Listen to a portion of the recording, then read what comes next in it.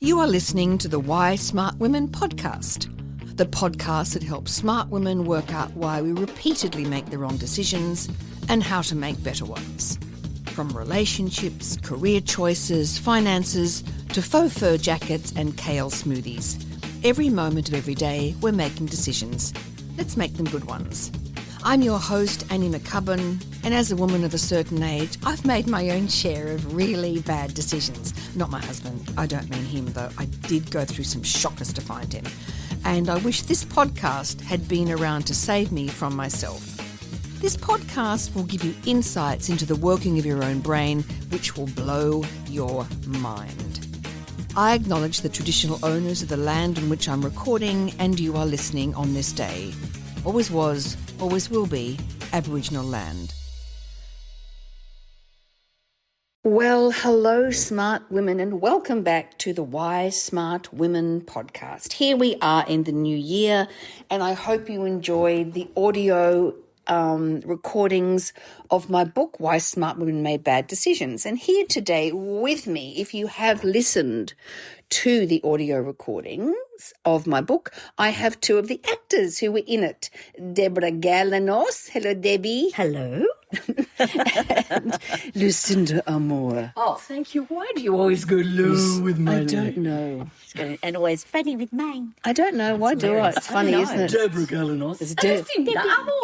Deborah Galanos. And Lucinda's not right. It's all No, it wrong. doesn't Anyway, work. Lucinda, who played various characters in the audiobook. And I've listened to you both recently and you're excellent.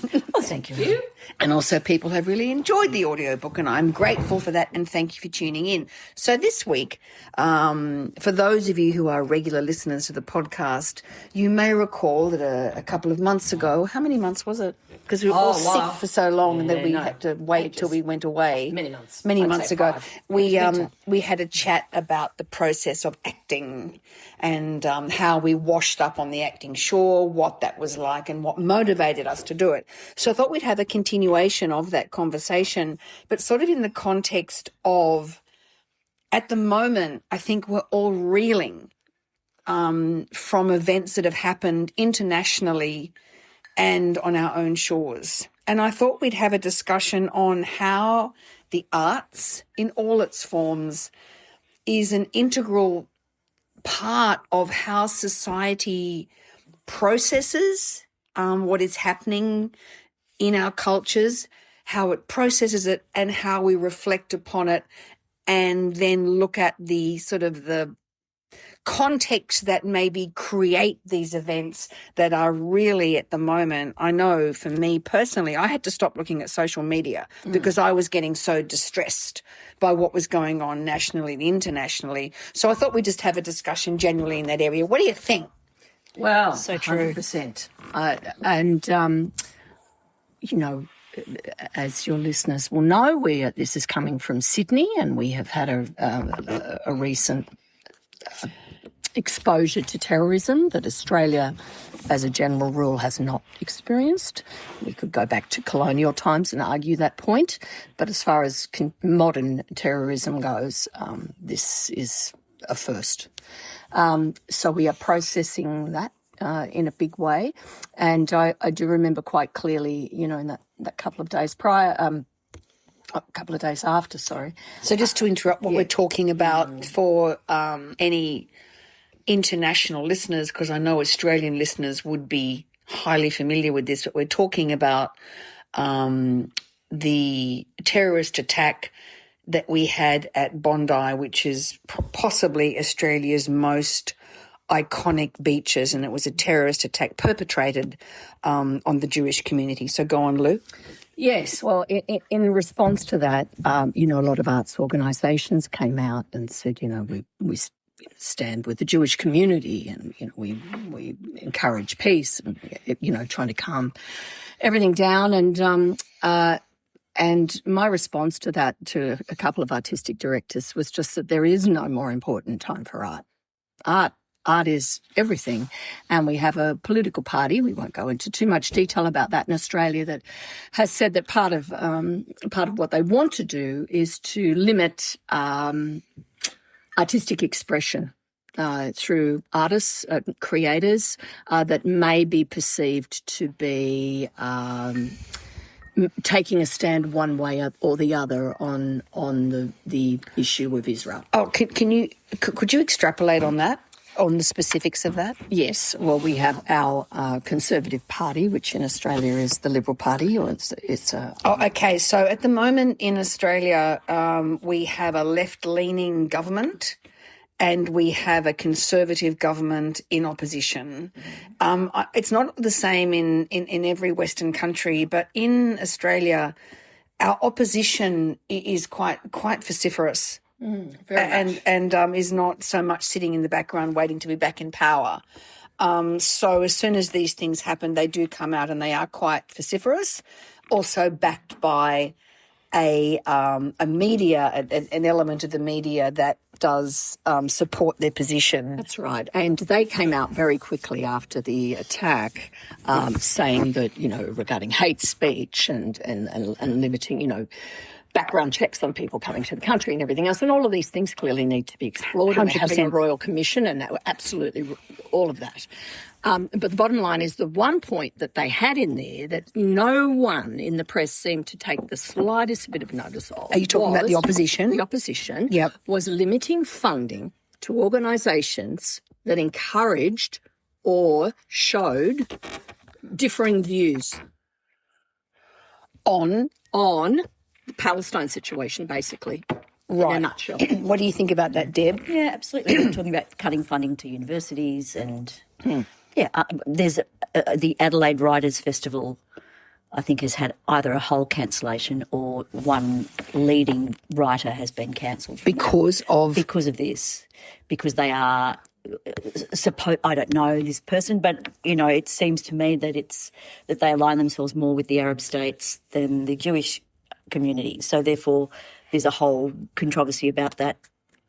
For me, it's just this seems to be happening often where people get cancelled because they side with one or the other. Yeah, whereas for us as artists, it's all about discourse. It's all about just being there in the conversation, sitting down, talking, expressing. And disagreeing. Yes. And being allowed to disagree. Absolutely. So let's just try and look at the sort of the granularity of what we're talking about, because there's always this notion about free speech, right, and the limits of free speech. And I think it is confusing for people sometimes that there is hate speech, which does encourage, would you not agree, that hate speech does encourage people whose brains are vulnerable to these things can very, very easily scoop people up, yes, and then activate them into violent action. Yes. So what's the difference? The difference is that art is open to immense interpretation and emotionality, and you cannot deny someone's story. If someone is saying this is my experience, then it is their experience. You may not agree with their response to that experience, but it is still their experience. Yeah. You can't say, no, you didn't feel that. No, you don't think that. You can't stop people creating a work of art, whether it's a painting or a piece of music or a play or a film, that has a particular point of view. Because it's not just me saying, I think it's bigger than that. It's bigger than that. And you can condemn it. It can be released and you can condemn it. But when we start burning books, Annie, that's when things get tricky. It's creating a situation where stories are exposed that you wouldn't normally be exposed to, so that it encourages empathy. That's right. Like what? Can you give me an example? Well, if you didn't know anybody that was from an Arab country, or if you didn't know anyone that was Jewish, and you watched something, watching the news is one thing. It's all it's just sometimes very jarring, and people don't want to watch it, and it's, all the videos and the TikToks and whatever else is. But watching a piece of a good series on television, or reading a really great book, or going to the theatre and immersing yourself in those stories for a moment, especially if you're sitting in the dark in a movie or sitting in the dark in the theatre where you can't help but immerse yourself in the stories. You walk out with you can't help but be changed. So a case in point for me would be a film like A Separation, Iranian film. Well, what are we looking at? A decade ago, maybe even longer. Keep going. I had limited understanding of Iraq as a country. Yeah. I made assumptions through what I had seen on the news and what I had read and, the political landscape and so on. This film challenged every single part of that. Yeah, great. How? Because it's about a woman wanting a divorce. In Iraq. In Iraq. Iraq, I believe, and I'm deeply apologetic. No, I believe it's Iraq. Mm-hmm. So I'm assuming it's a film about a woman desperately trying to get away from her abusive husband and all these, terrible stereotypes of, I need my freedom, let me go. No, you mustn't. You have no rights. It's the most extraordinary rights, the most incredible mediation between this couple. And the daughter has incredible, capacity to say what she wants as well. The whole film just blew my mind, and I went, how small-minded and pathetic is my overview of what is an extraordinary nation with an incredible history. Yeah. Yeah. And I think after Bondi, I wrote a piece and I read it on the podcast, so anybody who's a regular listener would have heard that. And in it I talked about the othering of people and how tribally brained we are. And after Bondi, it was so easy to look at that othering and see it as something separate to us. But, of course, we all do it. Yeah. We all other. Yeah, yeah. And we all make incredible assumptions about what they are like. Yeah. And what we're saying here is in the arts is that if you sit in a darkened theatre or in a movie, somehow the edges of the othering dissolves. Because it's all about being human. Yeah. And it doesn't matter. It's all about, I want what's best for myself, my family, my loved ones. I want to feel safe. I want to be needed. I want to be loved. I want to matter. Yeah. All of those things are identical for every living human being. Mm. And we make assumptions that some people don't feel that way. Yeah, that's right. So can we? Sorry, Deb. And then you all sit in it. I was just talking to some friends last night about certain theatre shows, and they're all saying, "Did you like this? Did you not like that?" And a show came up, and I said I quite liked it. I loved it. In fact, it was something that Belvoir did recently, and my friends were saying, "Oh, I've heard such mixed reports." And then another friend who's like a brother said, "You're not very discerning, are you, Deb? Like in terms of." Now. I love everything because I don't actually love everything, but I appreciate the work. Of course. And when I go and see it's so something... judgmental calling that a lack of discernment. But it was just, I thought, that's a very interesting comment. You saw things in there. You weren't just sitting there blindly clapping. You saw things in there that resonated with you. Absolutely. And also interpretation of a work. This was an adaptation of a book, which Belvoir seems to do a lot of. What book? Grief is the Thing with Feathers. Oh, extraordinary. I loved it. But my friends weren't sure. They said, we've heard mixed reports. Some people hated it, blah, blah, blah. And I said, I actually quite liked it. Apart from the fact that I go to the theatre to see incredible performances from actors that I know and appreciate or don't know much about, and then I'm floored by their work. I didn't just like it. It was the greatest thing I saw all of last year. I was there you go. Overwhelmed by it. That's great. Grief is the Thing with Feathers. It's what was it about? That book, the short story book. Martin... who wrote it? Apologies, Amazing. English? I have it. It's outrageous. It's not a very long book. I can't remember the name of the book I read about brilliant. Recently. It is loosely based on Ted Hughes losing Sylvia Plath with his two young children. Yeah. And how do you want to explain who they are? And how the husband, the father, the man a male figure deals with grief. So Ted Hughes, famous British poet laureate, wrote regularly of a character in his poems called Crow. And Crow is this sort of dark crow, literally a crow, who Ted Hughes holds up as someone connected to nature, not needing to do the best by other people or not having to think too hard about decisions, just an animal that kills, impulsive, lives in the moment, constantly in the moment. With no consequence. With no consequence. And he would write about this character as being connected to nature and, that maybe as human beings that we needed to be more connected to just, that very visceral way of living.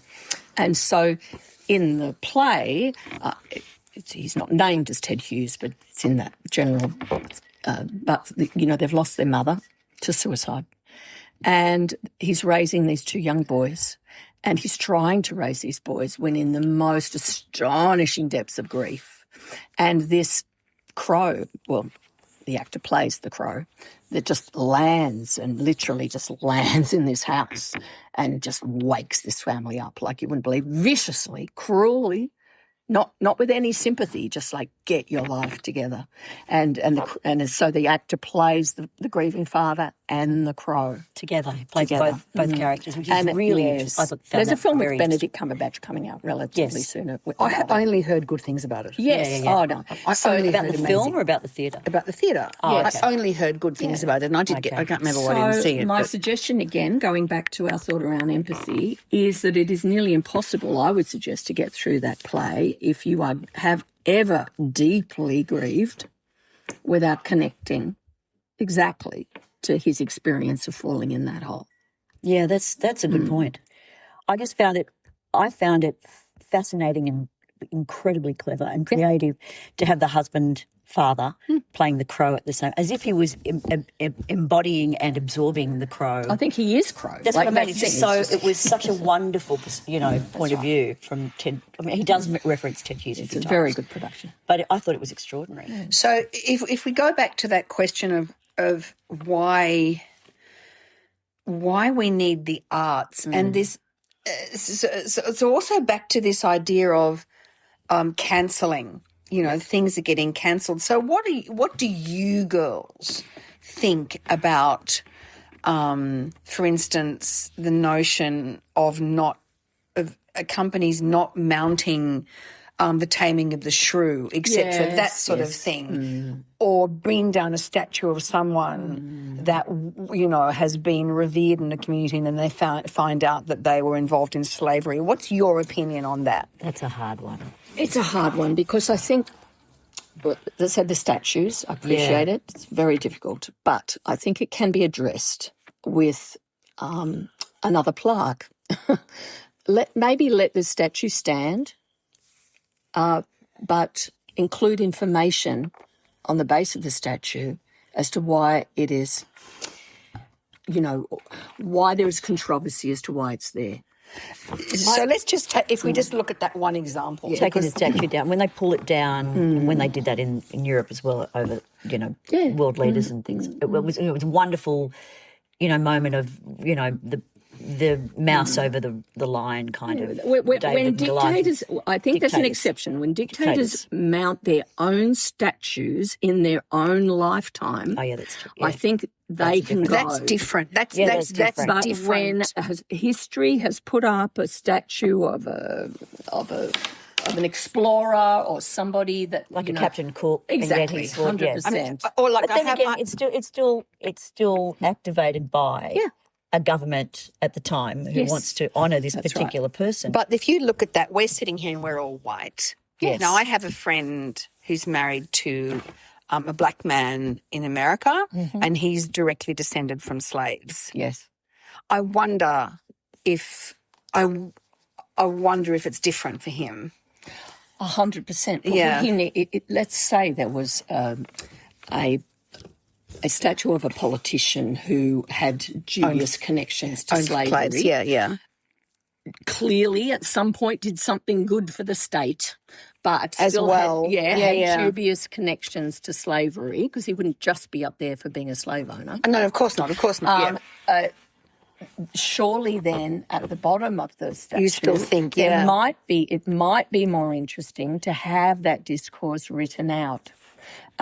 As opposed to just removing it altogether. Yeah, interesting. I don't know. I don't know either. I don't know. Because I really don't know. Maybe it's better to remove it. I don't know. I It's don't like know working either. with Woody Allen. Some people won't. Okay, that's a perfect example. yes. Working So- with Woody Allen. So Kate Blanchett what do you think? chose to work with Woody Allen, knowing his background with his daughter, and lots of actors have. yeah. And what do you think about that? What do you both think about that? The thing is, he's an incredible artist. He's not been convicted of anything, is How do you separate? Do you separate? Do you need to separate? You know, What's the whole Picasso thing? It is the Hannah it Gadsby is. thing with Nanette, isn't it? yeah, that's right. Yes, To explain that. Hannah, explain who Hannah Gadsby is. She's brilliant. Australian Comedian. who really shot to fame through through Netflix or something like that with a well, you could say stand-up comedy piece, but it was really very hard-hitting. called Nanette, that really took comedy in a very odd direction because it goes into very dark places. Yeah. And she is really just there saying, really, do you have to laugh all the time? And also she talks about Picasso as an art historian because she did art history at university. She said, I cannot look at his art with any generosity. I can't divorce my take on him as a man and what he did or what he stood for as a man. What did he stand for? Picasso. Yeah, I know. Extraordinarily sexist. He was very, very sexist, and, misogynistic. Misogynistic. Yeah. So she can't separate that from his art. Yeah. She said, I cannot, and I don't, and more importantly, I don't want to. Yeah, so she's a very interesting person, and she's super smart. Yeah. Isn't she? With her take on that, I remember it clearly. So rather than cancelling somebody, putting out exposing all the different points of view and all the different facts out there, and not saying, oh, we're not going to talk about Picasso's, the negative parts of his life. That's right. We need that because that also feeds the artist and created the man that he was. So part of his work is embroiled in all of that too. So you can't separate it, I don't think. No. But then people can make their own decision. They feel more informed. They feel more. That's right. They have more traction. They have, But we also, yes to all of that. I saw a Picasso exhibition in Japan recently, bizarrely enough. They're very into him. But, but it's remarkable work, regardless of the fact that he was a really, really difficult man. But also, we mythologise around Van Gogh as being, this gentle beauty, this beautiful soul that no one understood. And you look at the art and you go, yes. No torture. But I remember many years ago there being an interview with a woman who was one of the oldest people on earth. She was well over 100, and she remembers him as a child. And she was the last connection. She said he smelt, he was rude, and he was disgusting. Yeah, but we our brains are configured. We have to eulogise people, don't we? She said he was dangerous to be around. It's not surprising. And the thing is, he had massive challenges. He wouldn't have been easy to be around. No, he's very tortured. Tortured. So So she said, "Oh no, I didn't like him at all. He was awful." So he's we just see him as this adorable puppy dog. Yeah, But that's the thing, is the humanity that we're looking at. And humans are flawed. Every character, every person on earth is flawed. So every character on stage is flawed. There are fantastic. But what about Tom bad Cruise? characters. May I discuss Tom Cruise?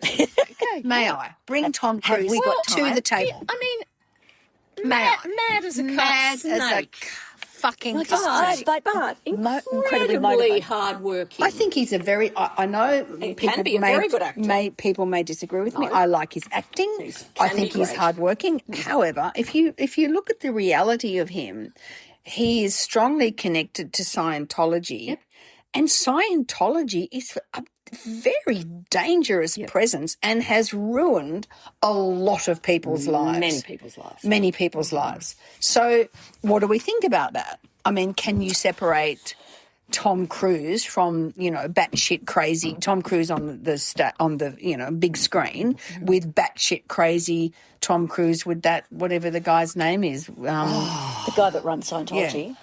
Ron Hubbard. He's another. David. Sorry. Going way back there. David. David someone. Well, Who's kind of modelled himself on Tom Cruise. He sort of tried to morph into. I mean, they're really crazy. It's crazy shit. And Tom Cruise plows countless millions of dollars into that organisation as well, as does John Travolta, who's less on the radar now.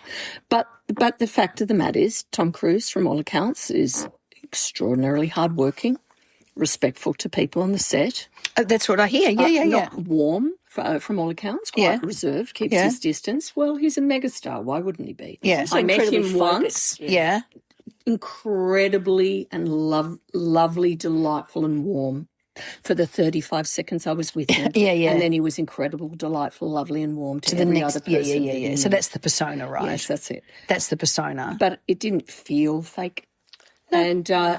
And look, good on him. He's given a lot of people a lot of work over That's many it. He's created a lot And of I guess, jobs. do we just, I guess the whole thing is around holding complexity, which is currently what I'm seeing in our very, very polarised febrile culture is nobody can hold complexity anymore. It's like black and white. So if we go back to this notion, let's answer this. What do you think about Taming of the Shrew?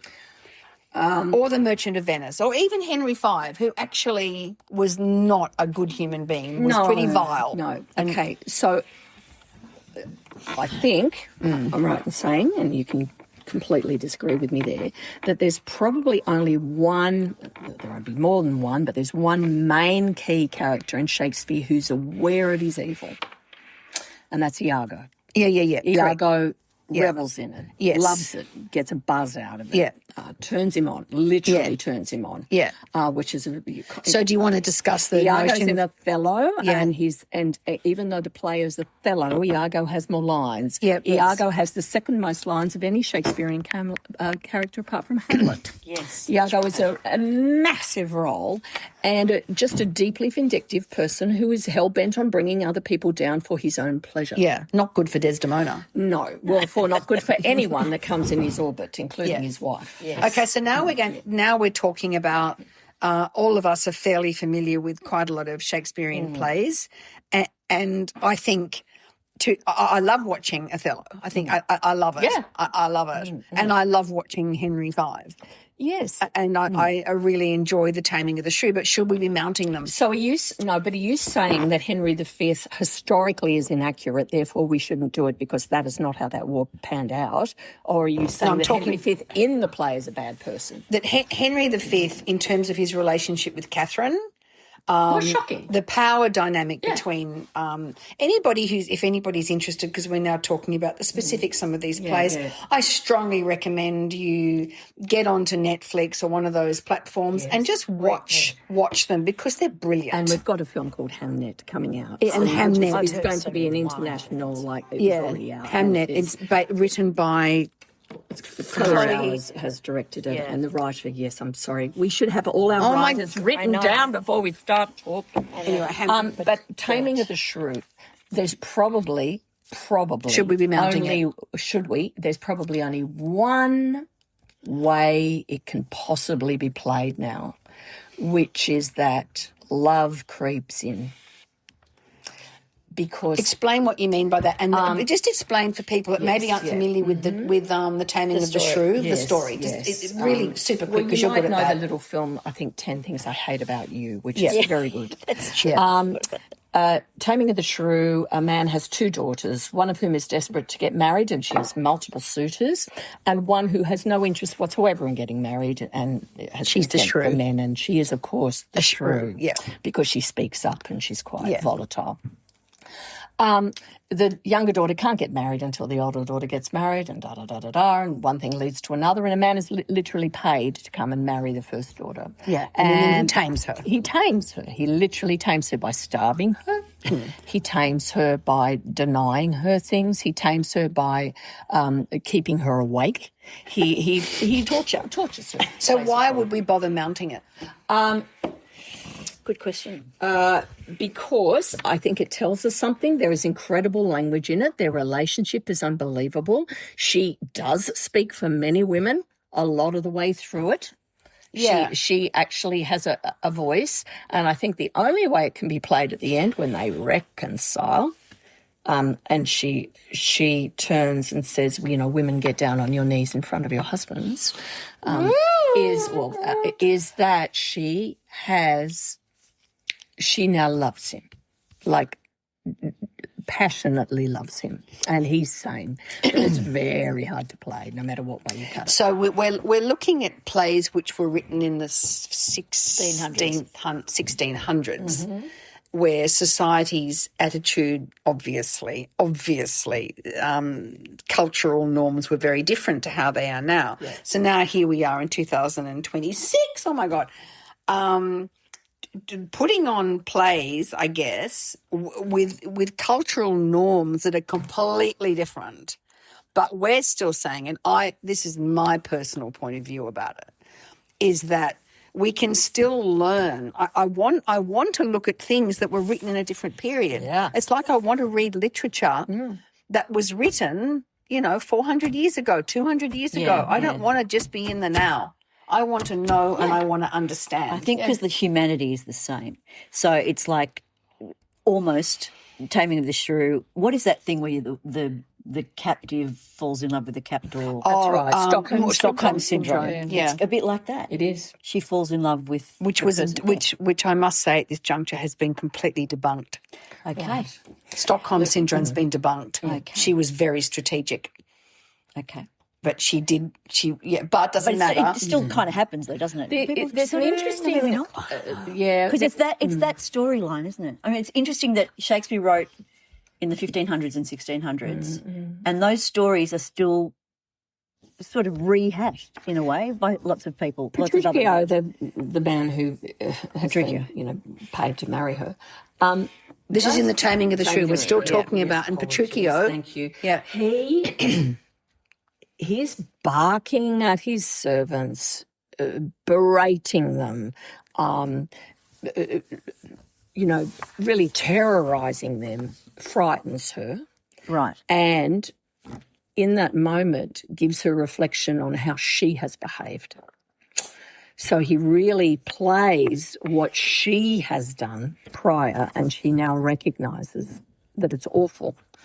So look, there's lots. There's elements. There's dynamics in it that we can still learn from. Is it still unbelievably sexist? 100%. Yeah. But does that mean I never want to see it again? I'd be delighted. And does to see sexism still run rampant? Oh my God! And you just have to look at the Andrew Tates. Oh Lord! Thank you for giving me that book, Clowntown. It just blew my mind. Oh my God. Clowntown, I have referenced this before on the podcast, is the book written by two journalists about Andrew Tate and his brother in Romania and how influential they have been in the manosphere in trying to sort of frame things that the problem is that women are toxic and men are powerless. And if you look at, speaking of the arts, the program Adolescence. Oh my gosh!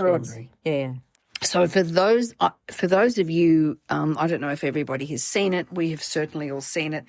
It's an astonishing bit of television where a boy has murdered a girl, and the whole thing gets unpacked through the episodes about what actually drove him to it and the ripple effects in his community. And each episode is shot in one take. Yes, and all 4 episodes have a different focus, and they're all very different. It is incredible television. And if you look at this little boy could be anyone's little boy. Yeah. That's right. And I guess isn't that the thing? Like if you look at the child, he's got the face of an angel, hasn't he? He's so beautiful. He's pretty, isn't he? And young. So you don't believe that he's done anything. No one could believe it. I didn't believe it. My son Lachlan just watched it recently, and on episode 3, he was like, "Oh, hang on, oh God!" And I think isn't that the purpose of arts is for us to understand that child in that show, who we may see as somebody else's problem and outside the realms of our understanding or our community, could be ours. Absolutely. Oh, that it could happen to anyone. So could be ours. And the thing about the cancel culture is it just shuts the door on other people's points of view. And I think that's completely wrong. I think we should be looking and listening to Andrew Tate and all these other people that have been cancelled so that we can understand. Andrew Tate is not cancelled. No, but, well, okay. I mean, But I actually wish he. Okay, this is. You know what I mean? interesting- It's like understanding that point of view and going, oh, right, that's why they. No, let's think about that point because that's super important. Andrew Tate's opinion is misogynistic, dangerous. The stuff that he tells men to do to women is astonishing. He's really popular because of the internet. Right. So he's got extraordinary influence. Do we need his voice? Do we really need Andrew Tate's voice? I don't think we do. We may not need his voice, but don't we want need it to to go know. underground, though, do you? We know. This is a good We want point. to know what he's saying so we can counter that, so we can understand what are these kids listening to. But who does the influence? countering? How can we know what he's? How can we advise and converse guide our kids if we don't know what's out there? If someone's completely cancelled, you're right, they go underground. This is such a good point. So they go underground, right? So then we're trying to deal with something, the edges of which are really blurry. Whereas at Andrew Tate, the problem is how much influence do we have? Because what we know is that if a lie is put out there, that has purchase in people's brains. The refutation of the lie, very difficult to get traction. So once you get a narrative out there, and you just have to look at America. Yeah. Once the narrative is out there, even if everyone's going, this is not true, once the brain has adhered to the narrative, very difficult to impact it. So how do we, as artists, try to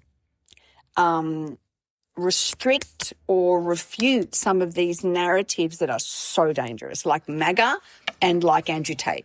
When we put them on the stage, it's a reflection of what's going on. So a play I did last year at Sydney Theatre Company called Sweat helped me and everyone involved understand the rise of Trump, because people were disenfranchised, businesses went down, people lost their jobs.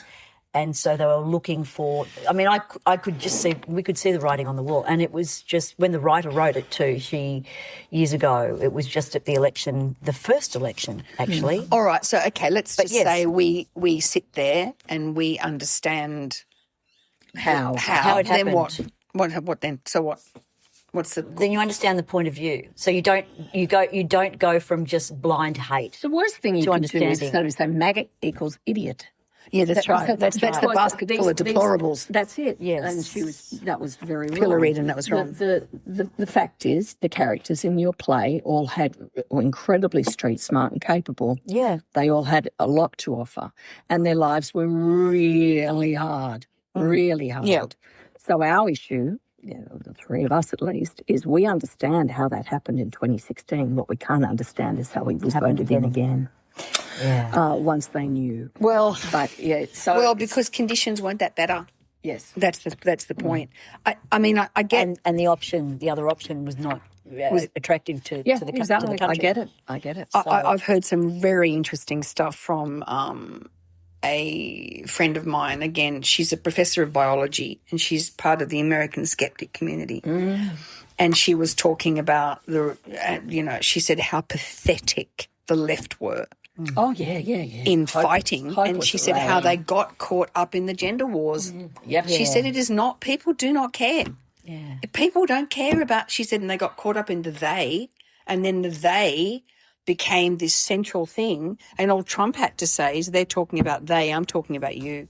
Yeah. That's right. So she said it was, and she said now it's this incredible sort of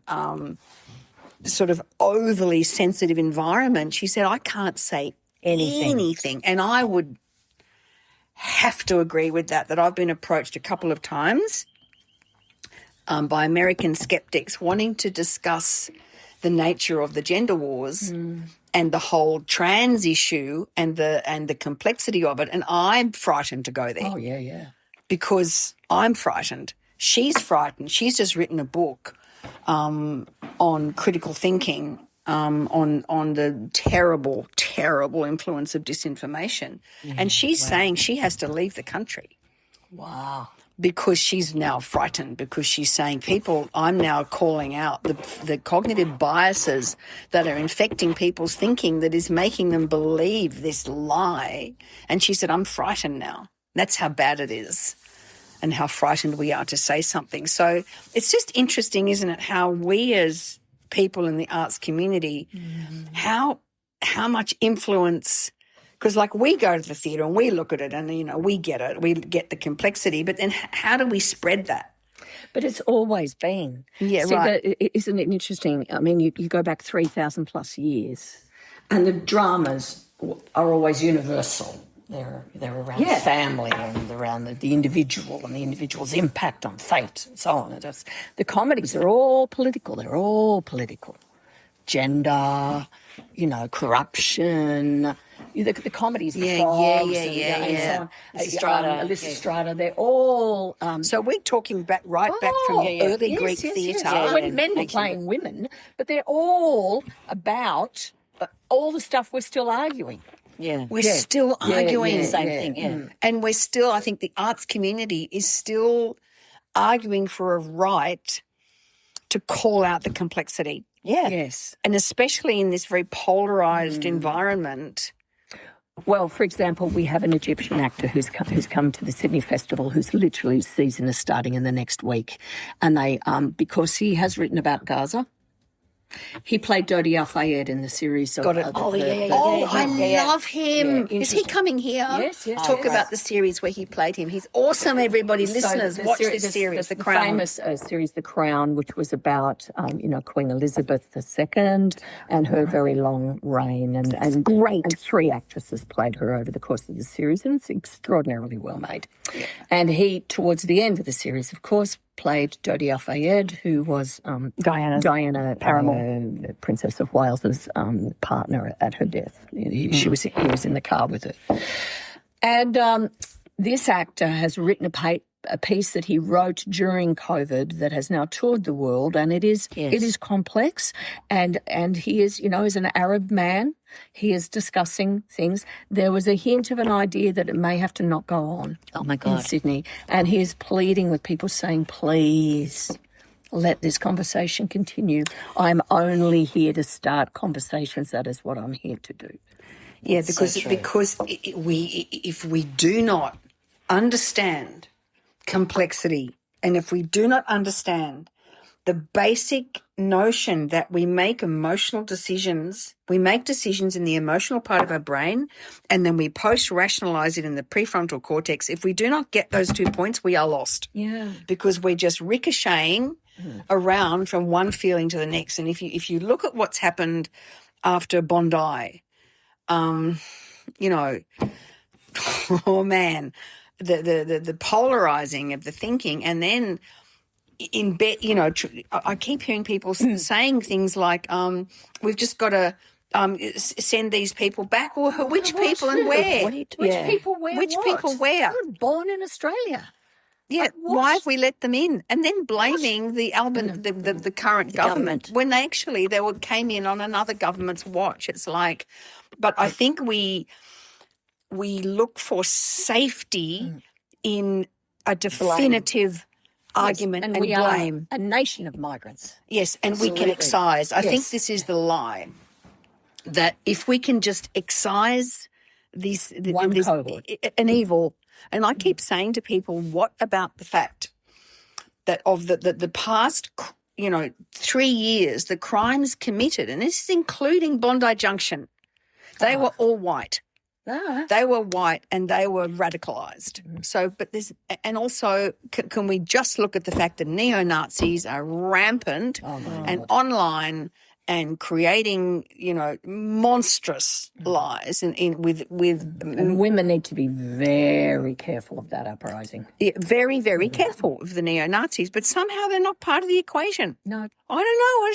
Because they love Australia, apparently. They love it. Yeah, and it's like I had the unfortunate, I don't do it much, but I had the unfortunate experience of looking through the comments of a local post. And this local post was talking about they couldn't get down. They couldn't get a park at the beach. Like, far out, guys. You know, park 3 blocks back and fucking walk. You dick. Anyway, then you get a park. And someone had written, well, you can thank mass migration for that. Oh, There's no mass my God. migration. Oh, my God, I can't stand it. Anyway, there we go. We've gone to 44 minutes. I think I know. Yes. We have to do it again. I think this It's is really so good. interesting to see. But to finish off, art is important. Absolutely. Art is important, and I want to be challenged by art I hate. Yeah. Not just art I agree with. Yeah. So can we please just keep those borders open in our hearts and in our minds, that we allow ourselves to see things we hate? And you know what? Porky's 4 is probably the most offensive thing that was ever made in the history of time. What's that? I don't what it know. is. Just It's a crappy film. American Shit film. Yeah, right. You know, what I'm saying is people just go, oh, this is you know, we need to cancel this piece of theatre because it's offensive. Well, there's been a whole pile of offensive people out there that people will go and just think is hysterical. Yeah. Oh, that's just so funny. It's just like, you know, I find it offensive. I'm not going to say that thing has to come off the screens. No. Yeah. Just Leave let it it go. alone. Let it go. You know what? You don't have to go and see it. That's right. You don't have to go and see it. No, you don't. But it would But be we good if you did for just discourse. We afterwards. strongly recommend that everybody who's listening to this podcast, or there's some really interesting countries now that are listening to this podcast, a few people all over the world. And we strongly recommend that you support your arts, that you go to the theatre, that you go to art galleries, that you look at mini-series, and to Lucinda's very salient point, that if there is something that you hate, still go. Yes. Keep your mind, keep because going. we Keep your don't mind know. We open. are at the behest of our cognitive biases and our tribal brains. And the only thing that is going to serve us in that regard and broaden our consciousness is by the arts, going to the arts, supporting the arts. So on that note, thank you very much, Thank you, Lucinda. Thank you. Thank you, Debbie. Debbie, you have to lead the conversation next. Thank you, That's Debbie. wonderful. Thank you, you Debbie. for having me. And we will talk again soon. We're going to try and do these monthly. So thank you so much to my listeners. I hope that you're having a really positive start to 2026. So as always, stay safe, stay well, keep your critical thinking hats on. See you later. Bye. Thanks for tuning into Why Smart Women with me, Annie McCubbin. I hope today's episode has ignited your curiosity and left you feeling inspired by my anti-motivational style. Join me next time as we continue to unravel the fascinating layers of our brains and develop ways to sort out the fact from the fiction and the over 6,000 thoughts we have in the course of every day. Remember, intelligence isn't enough. You can be as smart as paint, but it's not just about what you know, it's about how you think. And in all this talk of whether or not you can trust your gut, if you ever feel unsafe, whether it's in the street, at work, in a car park, in a bar, or in your own home, please respect that gut feeling. Staying safe needs to be our primary objective. We can build better lives, but we have to stay safe to do that. And don't forget to subscribe, rate and review the podcast and share it with your fellow smart women and allies. Together, we're hopefully reshaping the narrative around women and making better decisions. So until next time, stay sharp, stay savvy, and keep your critical thinking hat shiny. This is Annie McCubbin signing off from Why Smart Women. See you later. This episode was produced by Harrison Hess. It was executive produced and written by me, Annie McCubbin.